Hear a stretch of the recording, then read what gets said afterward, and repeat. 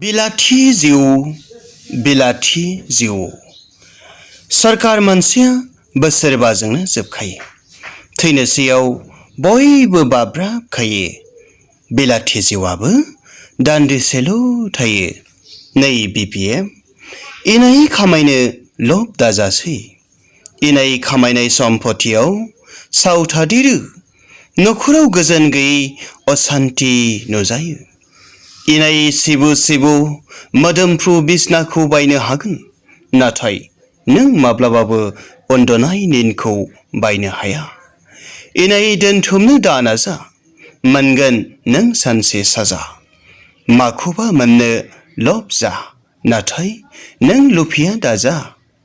इनाय गिदिर न' लुनो हागोन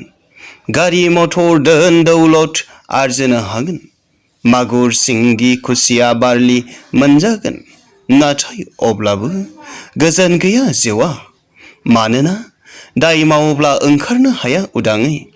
लामानि सिलौरा खानस्रिखौबो बागदावो गिनानै इनाय मोननाय बिलाथि जिउखौ बहा दोनबावनो